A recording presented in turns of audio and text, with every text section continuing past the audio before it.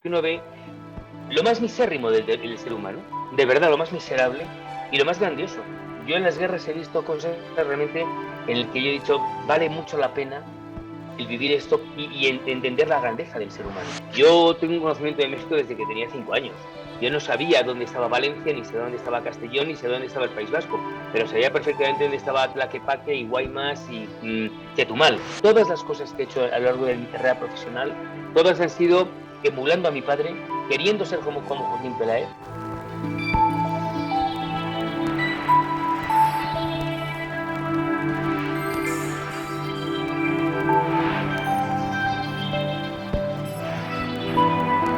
Ya escuchó usted a nuestro invitado el día de hoy, toda una personalidad en los medios de comunicación, la verdad. Cómo olvidar aquellos enlaces que hacía muy lejanos desde Europa, en Yugoslavia. Ya lo veo perfectamente. Y vamos a entablar la conversación con un periodista literalmente todoterreno. Alberto, ¿cómo estás? Gracias por tomar este enlace. Al contrario, Cuauhtémoc, muchas gracias por la entrevista. Mira, esta entrevista es a propósito de los 100 años de la radio en México. Tú has hecho mucha radio en México a la distancia, pero la pregunta que le hacemos a todos nuestros invitados, Alberto, es, en aquella España de cuando eras pequeño, ¿qué programas o qué estaciones de radio escuchabas? Mira, Cuau, soy hijo de una persona de radio, del mundo de la radio. Joaquín Peláez, que fue el corresponsal de Jacobo Zabludovsky durante muchos años. Pero mi padre fue un hombre, un niño, porque con 12 años, en los años 40, él entra en lo que fue luego la radio que marcó una inflexión en España y en Europa, que fue la cadena SER, la antigua Radio Madrid. Y soy un hombre de radio ya no por la radio que he hecho, sino porque soy hijo de quien soy. Y en casa se escuchaba desde muy niño siempre la radio y los programas que hacía mi padre. Mi padre empieza como actor de radionovelas, y así hicieron, además era un gran guionista, mi padre escribió más de 3.000 guiones él solo. No, era espectacular. Entonces mi padre había unos personajes que él creó, que eran las aventuras de Diego Valor. Diego Valor en los años 50, en aquella España en blanco y negro, en aquella España franquista, donde todo era gris, donde no había un mundo multicolor ni policromático, mi padre crea este personaje, Diego Valor, y crea una inflexión en el mundo de la radio en España, porque aparecen una serie de personas cuyos nombres sean Matilde Vilariño, Joaquín Peláez, Matilde Conesa, Pedro Pablo Ayuso, que marcaron una inflexión en la radio en España y en Europa, tal vez en aquel entonces. Y a partir de ahí comienzan a hacer una serie de programas que fueron importantísimos en aquella España que, insisto, apenas había televisión y la gente se nutría de la radio. Ustedes son formidables, el tren de la esperanza, los niños de la Operación Plus Ultra. Nosotros crecimos con toda aquella radio, con todo aquel periodismo, y por eso yo hoy es normal que sea periodista, porque en casa solamente escuchaba sobre radio y oía hablar de radio. Alberto, ¿cómo se dio tu primer contacto con la radio ya en México? ¿Cómo hacías tus enlaces? ¿En qué programas hacías enlaces? Bueno, yo soy un hombre de televisión fundamentalmente, Cuauhtémoc. Yo he hecho toda la vida de televisión desde que empecé en el año 85 y ya incluso desde antes, porque hice televisión muy jovencito en la televisión en España y en el canal 47 de habla hispana de Nueva York. La primera radio que yo hice fue con mi padre, fue en la cadena SER cuando yo iba a verle. Yo tenía 12 o 13 años, en los años 70, 72, 71, por ahí, y yo me acuerdo que cogía el autobús el 51, iba desde casa hasta la Gran Vía, lo que antes era José Antonio 32, que era la Gran Vía actual, ahí estaba mi padre, y entonces yo vi hacer mucha radio en aquel entonces. Posteriormente, pues he hecho radio para muchos, he hecho radio he hecho cosas con la W, he hecho cosas con Fórmula, he hecho cosas con MBS, he sido corresponsal en varias radios, en Radio Centro, muchos años también. Pero yo soy un hombre más de televisión, porque es lo que he hecho toda la vida. La radio para mí ha sido un abrevadero y un nutriente maravilloso para poder hacerme más, ser un hombre más completo. Pero yo soy un hombre de televisión, también escribo mucho, he escrito columnas en 3 periódicos distintos durante más de 20 años.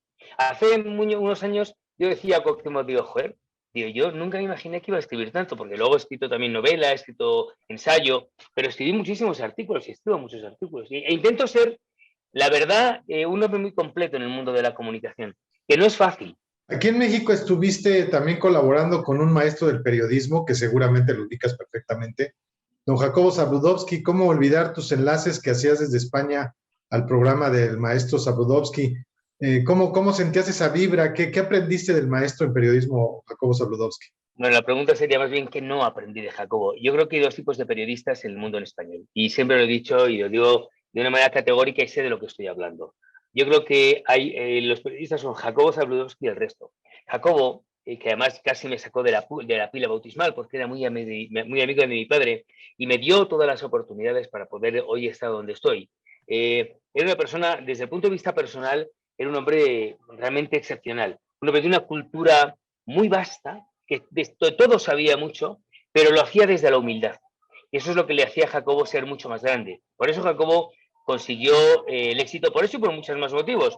Pero un hombre que nunca desterraba el boato, la arrogancia, no, al contrario, era un tipo sumamente humilde y por eso se ganó lo que se ganó. Más era un hombre que era muy divertido, Jacobo era un hombre divertidísimo.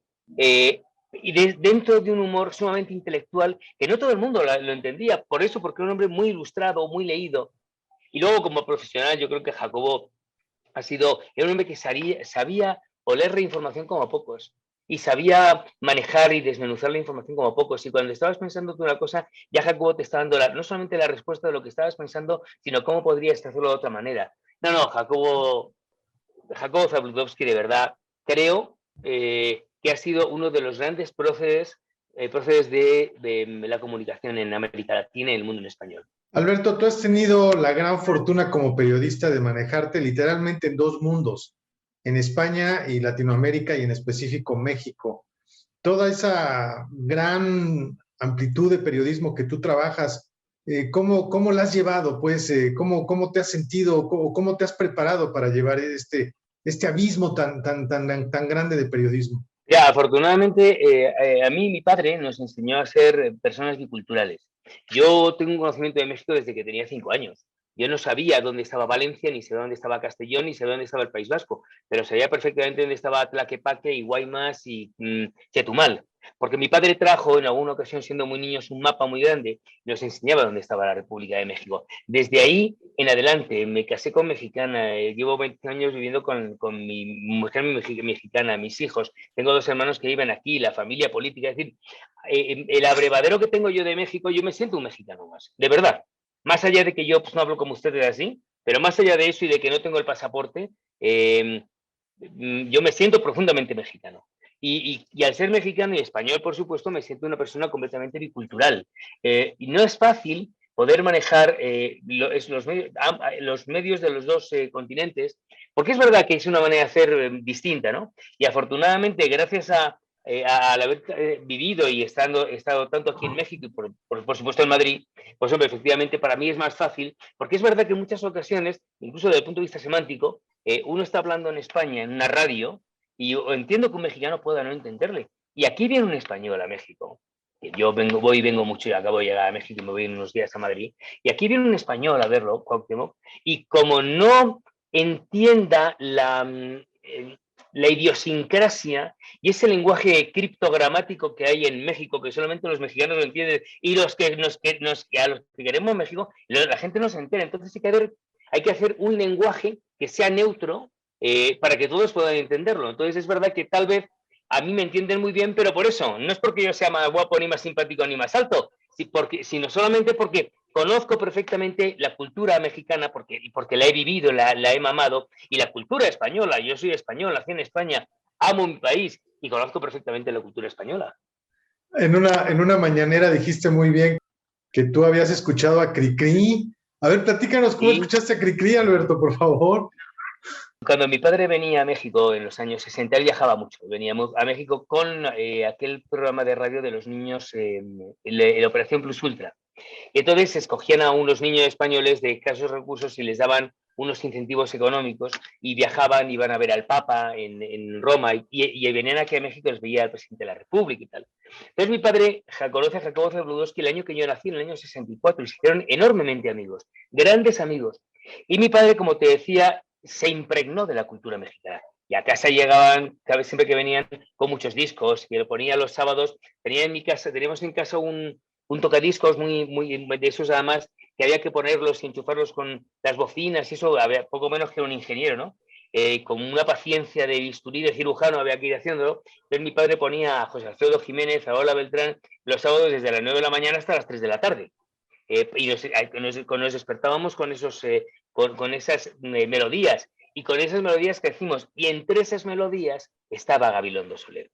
Mi padre nos ponía el cri-cri, el ratón vaquero y tantas cosas cuando éramos muy pequeños. Entonces, en esa España autárquica, perdida de la mano de Dios, donde solamente valía la dictadura y poco más, nunca llegaban cosas de otras partes del mundo, porque España nacía empezaba y nacía en los Pirineos, como decían los europeos, y era un país envuelto en su propia burbuja.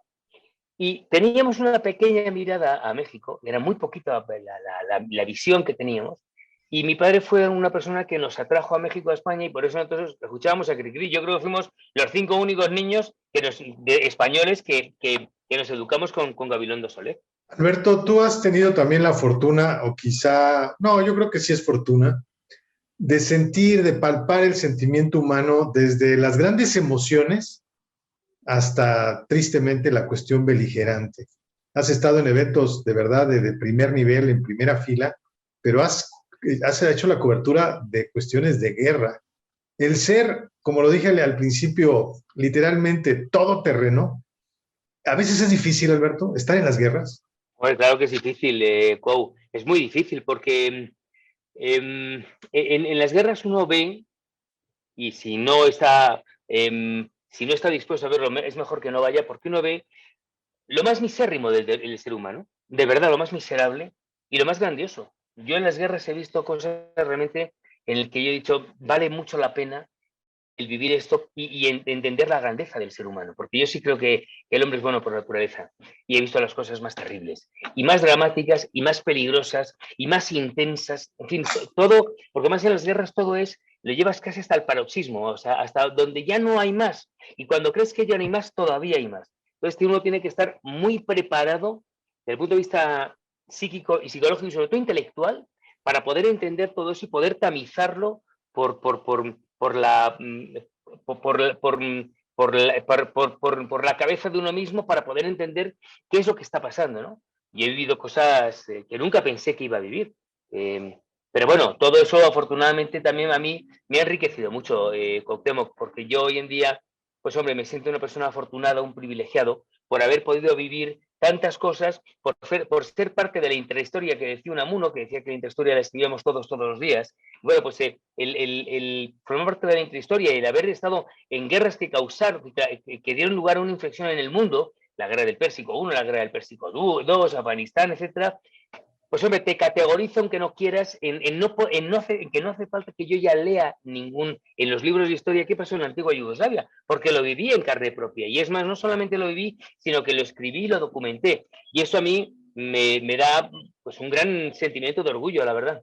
Alberto, ¿te has percatado o has tomado en conciencia alguna vez a la cantidad de jóvenes o a la cantidad de personas que puedes influir de una buena manera a través de cada uno de los comunicados que envías, a través de cada una de las notas o de las reflexiones que haces a través de todos los medios? Sí, sí, yo sé que tengo yo tengo una lección que dar, y no lo digo desde la máxima humildad. Yo de verdad no me creo más de lo que soy.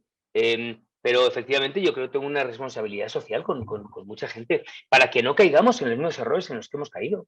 Lo que está pasando en Ucrania ahora mismo es fruto de un error permanente y constante, más allá del sátrapa de Putin, etcétera, de todo lo que tú quieras. Pero más allá de eso, es el propio error del ser humano, y lo que tenemos que hacer es no volver a caer en los errores, porque el ser humano es el único que tropieza 2 veces en la misma piedra, y 3 y 4 y n veces. Y en la medida en que yo pueda contribuir para que los jóvenes no caigan en esos errores, yo me daré por bien pagado y por satisfecho. Y es un constante compromiso que tengo con la sociedad. Los periodistas, Cuauhtémoc, no solamente estamos para escribir ni para ser testigos, que es fundamental, estamos para poder enseñar lo que vemos, lo que vivimos, porque los periodistas al final tenemos mucha suerte porque conocemos a mucha gente, entrevistamos a mucha gente, muchos podemos viajar por muchos lados, y esas enseñanzas tenemos que transmitirlas a las generaciones venideras para que no caigan en esos errores. Ahora se cumplen 100 años de la radio en México, Alberto. Tenías que estar entre estas personalidades de la radio en México.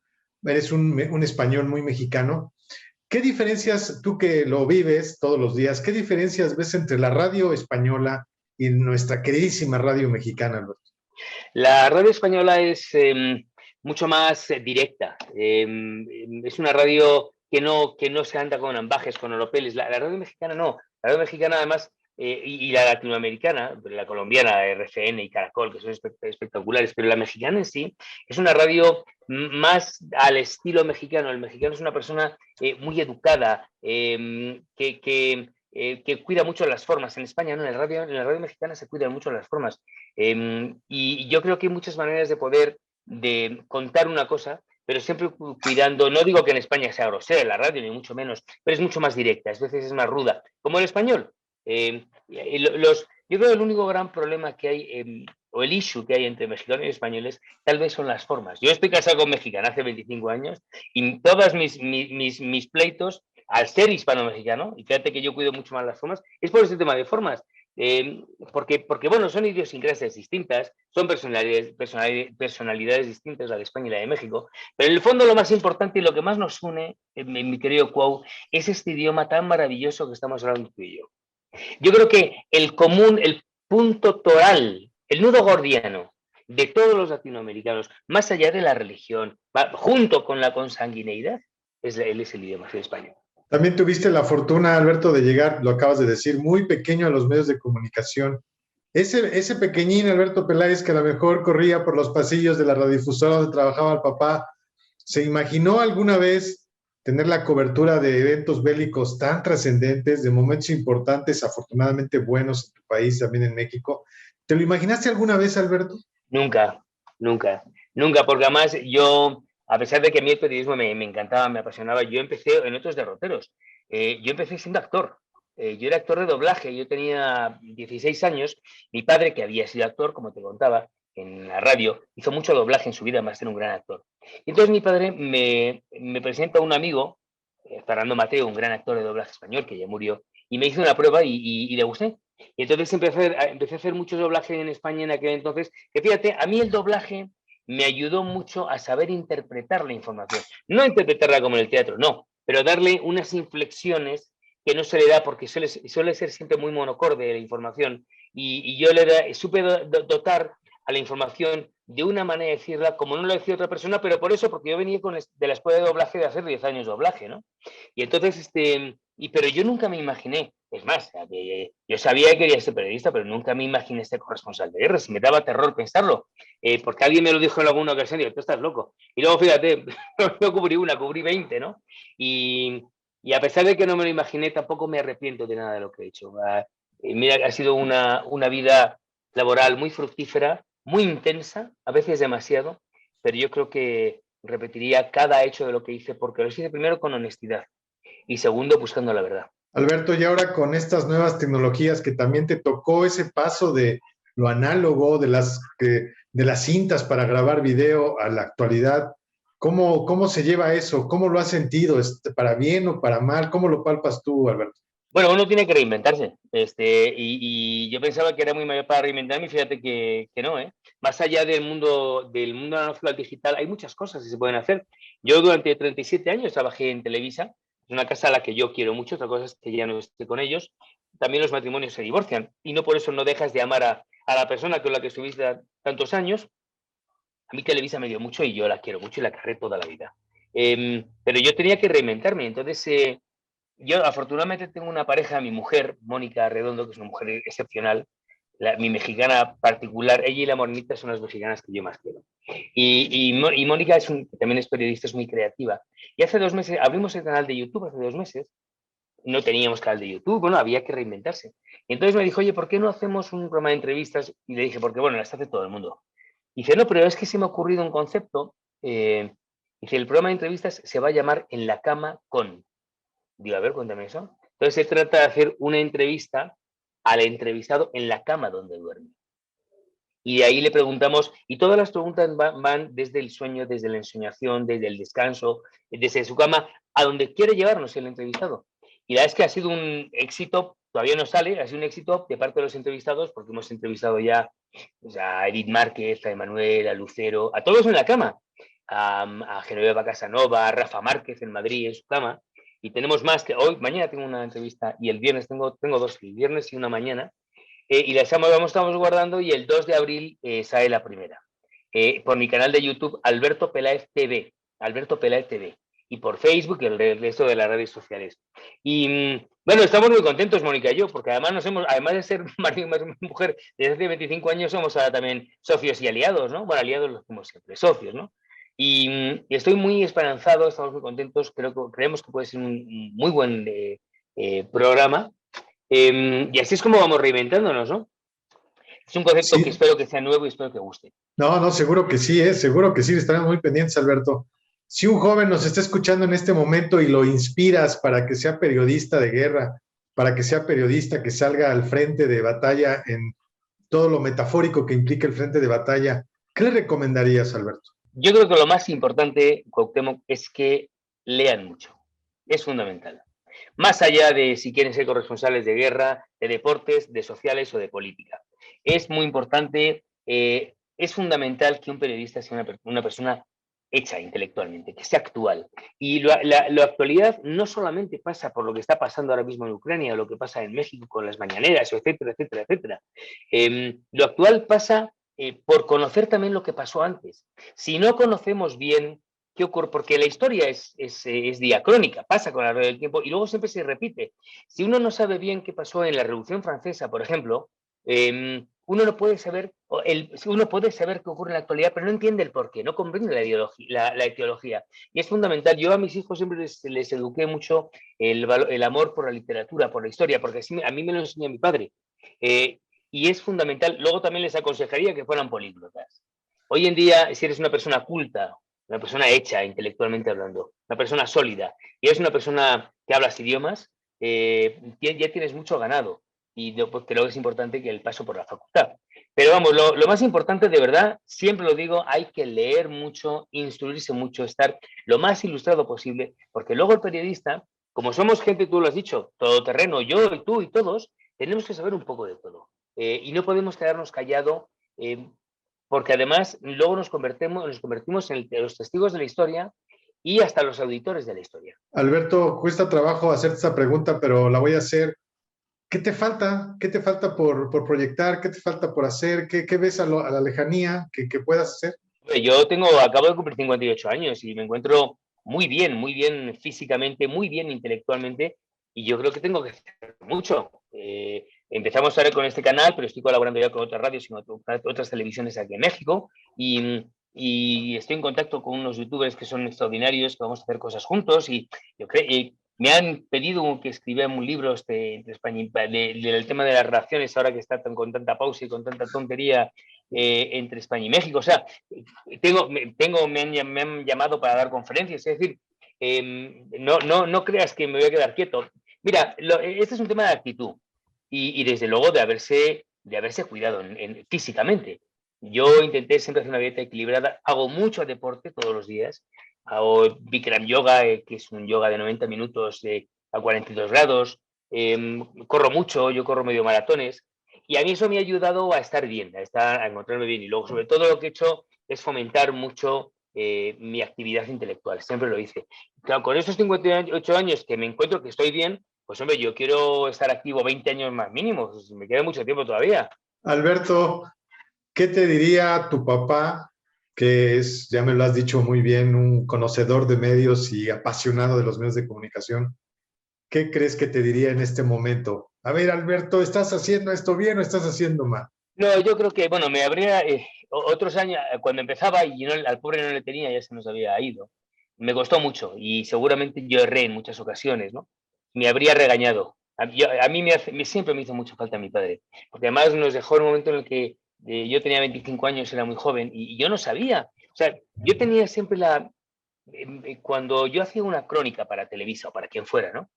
Y mi padre vivía, yo le decía, papá, ¿qué opina de esto? Entonces yo se la leía o la leía y me decía, está bien. Y a mí eso me daba una tranquilidad.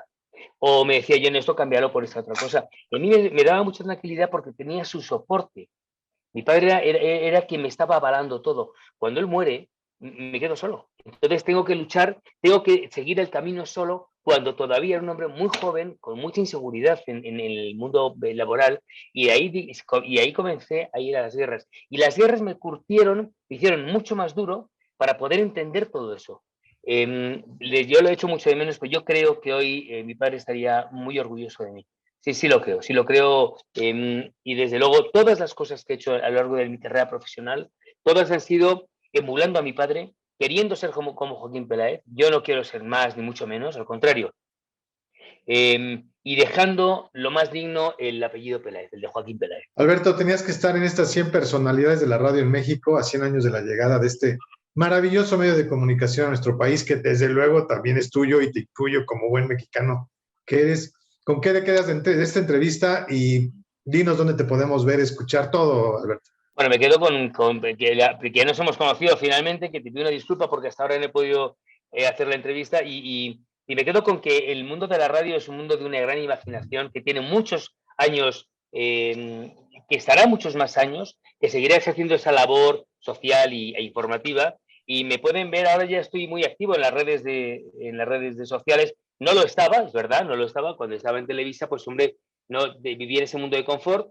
Y ahora estoy en @Peláez_Alberto en Twitter, Alberto Peláez Oficial en Facebook, Alberto Peláez TV en YouTube, Alberto.Peláez Montejos en Instagram y en TikTok, todo junto, Alberto Peláez Oficial. Alberto, muchas gracias por este enlace. Esta es tu casa.